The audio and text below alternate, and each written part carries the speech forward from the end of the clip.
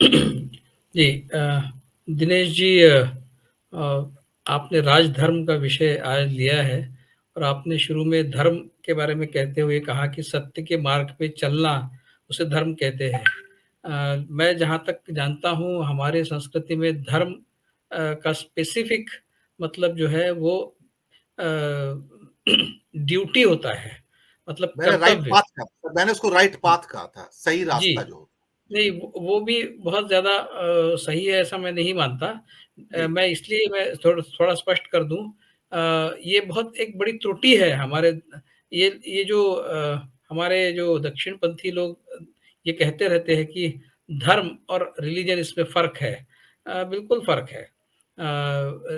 जो पश्चिम का रिलिजन है वो हमारा रिलिजन नहीं है, हमारा धर्म है और धर्म का मतलब होता है ड्यूटी, प्राइमरीली धर्म का मतलब होता है ड्यूटी। तो आपको क्या करना है? आपकी ड्यूटीज़ क्या है? ये जो डिफ़ाइन करता है वो धर्म है और वो उस दृष्टि से अधूरा है। इसलिए कि वो सिर्फ़ आपके कर्तव्यों की बात करता है, आपके अधिकार की बात नहीं करता। तो जो धर्म आपके अधिकार की बात न करता हो, वो धर्म जो उस वो अगर धर्म की डेफ़िनेशन है, तो वो डेफ़िनेशन अधूरी है। इसलिए मैं ये कहता हूँ कि रिलिजन कहना ही ज़्यादा ठीक है क्योंकि जब हम धर्म कहते हैं, तो उसमें अ, अधिकारों की बात नहीं होती है, वहाँ सिर्फ़ कर्तव्यों की बात होती है। जो अपने आप में डेमोक्रेटिक ट्रेडिशन में बैठने वाली डेफ़िनेशन नहीं है, क्योंकि डेमोक्रेसी में हमें मूलतः हक मिलते हैं। डेमोक्रेसी ने हमें हक दिए हैं और अधिकार जो है जो हमारे कर्तव्य है, उसका भी डेमोक्रेसी उसकी भी बात करती है और वो कर्तव्य का निर्वहन हम करें, ऐसा आह्वान भी डेमोक्रेसी करती है। लेकिन धर्म सिर्फ़ कर्तव्यों का आह्वान करती है, आपको ये करना है। उस दृष्टि से धर्म ये की जो व्याख्या है पूरी तरह से डेमोक्रेटिक नहीं है, ऐसा मैं मानता हूँ। इसलिए जो लोग ये कहते हैं बड़े अभिमान के साथ कि पश्चिम के रिलिजन से हमारा जो धर्म है वो अलग है, हमारे धर्म की व्याख्या बहुत व्यापक है, तो मैं ये मानता हूँ कि ऐसा नहीं है। हमारे धर्म की व्याख्या व्यापक नहीं है, आधी-अधूरी है। तो इस पर कोई ऑब्जेक्शन उठा सकता है, भले उठाए और आपने शुरू में विवेक की भी बात कही कि हमें विवेक के साथ चलना पड़ेगा। मुझे तो बिल्कुल ही इसमें सर, रियायत मैं नहीं तो मिल विवेक सकती के साथ क्योंकि ही चल रहा हूँ सर, लेकिन मेरा उनका नाम नाम ही विवेक देशपांडे है सर। मेरा नाम ही विवेक है, तो मुझे बिल्कुल ही रियायत नहीं है इस मामले में, मुझे विवेक से ही बात करनी पड़ेगी।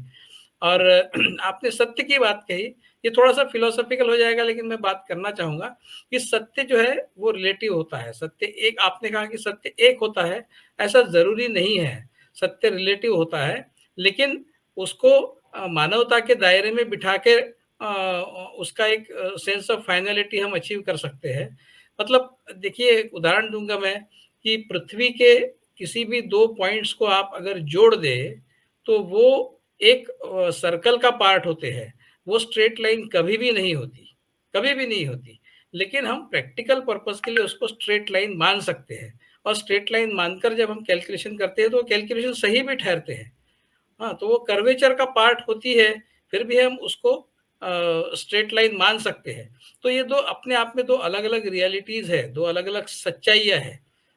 एक सच्चाई ये है कि वो स्ट्रेट लाइन भी है और दूसरी सच्चाई ये है कि वो एक लार्जर कर्वेचर का पॉइंट भी है। तो कई बार ट्रुथ्स जो है, सच्चाई जो है वो पैरेलल भी होती है। 2 अलग-अलग सच्चाइयाँ होती है, वो पैरेलल चलती है। तो कोई ज़रूरी नहीं है कि एक ही बात को हम सच मान के चलें। लेकिन जब जहाँ तक सामाजिक सच की बात है, हम जब राजनीति की बात करते हैं, तो हम मूलतः वैज्ञानिक सच की बात नहीं करते, हम सामाजिक सच्चाई की बात करते हैं। और सामाजिक सच्चाई जो होती है, उसका निकष, उसका मेन निकष जो होता है, वो मानवता होता है। तो मानवता के निकष पर जो सच्चाई खरी उतरेगी, वही सच्चाई है, ऐसा हम बिल्कुल मान के चल सकते हैं। वही विवेक को हमारे विवेक को भाने वाली सच्चाई होनी चाहिए। लेकिन जब से 2014 के बाद मोदी सरकार इस देश में सत्ता पे काबिज़ हुआ है, तो ये जो सच्चाई है, ये सच्चाई सामाजिक सच्चाई जो है वो एक रिलेटिव सच्चाई बन के रह गई है। मतलब 2014 के बाद जो एक नैरेटिव चला है, वो हिंदू राष्ट्र का नैरेटिव चला है। तो कहने के लिए तो ये कहते हैं कि जब हिंदू हिंदू हर हर वो व्यक्ति इस देश में जो रहता है वो हिंदू है, भले ही उसकी उपासना पद्धति अलग हो लेकिन वो अंततः तो हिंदू ही है, वगैरह इस तरह की बोगस बातें ये लोग हमेशा ही कहते हैं। तो ऐसा है तो फिर हिंदू राष्ट्र कहने की ज़रूरत क्या है? भारत क्यों नहीं कहना उसको? हिंदू राष्ट्र कहने की ज़रूरत क्या है? जब आप हिंदू राष्ट्र कहते हैं, इसका मतलब होता है कि वहाँ पर हिंदू जो है वो प्राइम होंगे और बाकी जो है, जो गैर हिंदू है, वो सेकेंडरी होंगे। ये इसका स्पष्ट मतलब है। इसका मतलब हम उसको रिलेटिव टर्म्स में उसका डिस्क्रिप्शन कर रहे हैं, उसकी डेफिनिशन रिलेटिव टर्म्स में कर रहे हैं। ये हिंदू राष्ट्र है, मतलब यहाँ पर हिंदुओं की चलेगी। तो उस दृष्टि से पूरा देश की राजनीति का जो ग्रामर है, वो ग्रामर ही खत्म कर दिया गया है। मतलब हिंदू राष्ट्र की डेफिनेशन को जायज़ ठहराने के लिए पूरा का पूरा राजनीति का ग्रामर जो है, उसको इस तरह से उसका उलटफेर कर दिया गया है, उसको डिस्टर्ब कर दिया गया है, उसको खत्म कर दिया गया है कि अभी उसको फिर से उस चौखट में बिठाना, जिस चौखट में वो कॉन्स्टिट्यूशन की चौखट में जो जिसको बिठाया गया था पहले, उसको फिर से उस चौखट पे बिठाना, ये अपने आप में एक बहुत बड़ा चैलेंज हो गया है। और क्या वो हम कभी कर पाएँगे नज़दीक के भविष्य में, ये भी एक बहुत बड़ा सवाल है। तो जी, मैं ग्रामर अगर बदल लेते आप तो मैं समझता था, लेकिन आपने ग्रामर खत्म ही कर दिया। ग्रामर बदलने में कोई आपत्ति नहीं है, आपकी अपनी एक अपना एक अलग ग्रामर हो सकता है। हर भाषा का अपना एक अलग ग्रामर होता है। हमारे यहाँ कर्ता, कर्म और क्रियापद इस लिहाज से भाषा चलती है, वाक्य चलता है। जर्मन लैंग्वेज में कोई भी शब्द आप कहीं भी रख सकते हैं। क्रियापद पहले आ सकता है, कर्म बाद में आ सकता है, कुछ भी हो सकता है। तो हर एक भाषा का अपना-अपना ग्रामर है और उसके बावजूद वो भाषा अपने आप में बहुत सुंदर भाषा होती है। लेकिन इन्होंने ग्रामर ही खत्म कर दिया, ग्रामर रखा ही नहीं। तो ये बहुत बड़ा जो एक इस देश के राजनीति के साथ खिलवाड़ हुई है। तो क्या है मोदी जी की राजनीति?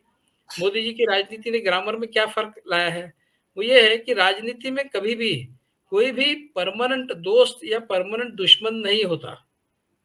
उसमें एक तरह का अपॉर्चुनिज़्म होता है, ये सब ठीक है। लेकिन दोस्त और दुश्मनी के दृष्टि से कभी नहीं एक हमारे विरोधक की दृष्टि से हम उनको देख सकते हैं, लेकिन दुश्मन की जी, दृष्टि से देखना ये किसी भी राजनीति के ग्रामर में नहीं बैठती बात। लेकिन मोदी जी ने एग्ज़ैक्टली क्या किया है? मोदी जी ने एग्ज़ैक्टली वही किया है।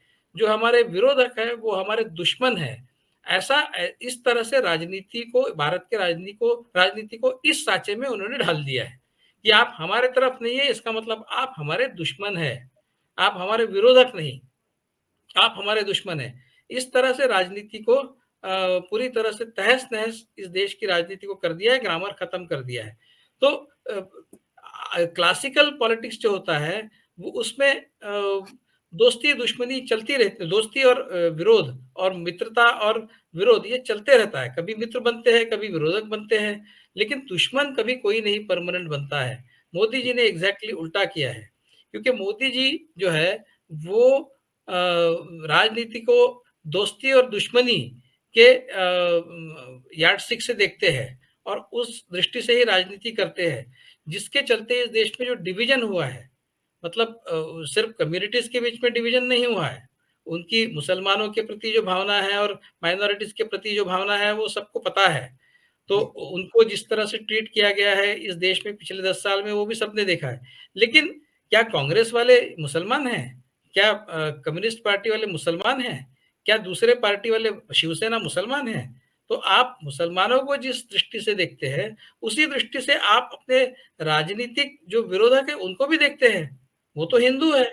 अगर आप जी, हिंदू धर्म की बात करते तो कांग्रेस से आपकी इस तरह से दुश्मनी क्यों है? वो तो कोई मुसलमानों का पक्ष नहीं है, तो हिंदुओं की ही पार्टी है।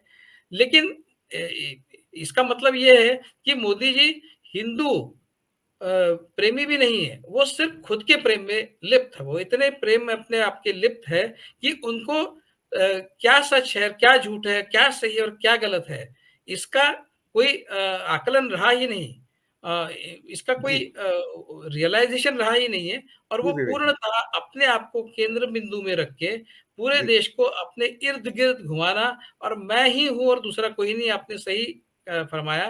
बिल्कुल उस दृष्टि से इस देश को उन्होंने इस देश की राजनीति को उस साँचे में ढाल देने की वजह से जो बहुत लॉन्ग टर्म नुकसान इस देश का हुआ है, उसके उसकी भरपाई कब होगी, उसको रिपेयर कब किया जा सकेगा, ये जी, बहुत बड़ा सवाल है। अगर जी, 2024 में मोदी जी हार भी जाते हैं, फिर भी ये चैलेंज जो है, वो कम से कम 20-25 साल हमें तकलीफ देगा, इस तरह की आज स्थिति है। इसलिए जी, धर्म का पालन जो है वो मोदी जी ने बिल्कुल भी नहीं किया है। जिस धर्म की वो बड़ी-बड़ी बातें करते हैं, उस धर्म में क्या लिखा है वो भी उन्हें पता नहीं है। वो सिर्फ़ दुश्मनी का धर्म जानते हैं और उसी धर्म के उसी अधर्म के रास्ते पे वो पिछले 10 साल चले हैं। दिनेश जी। जी।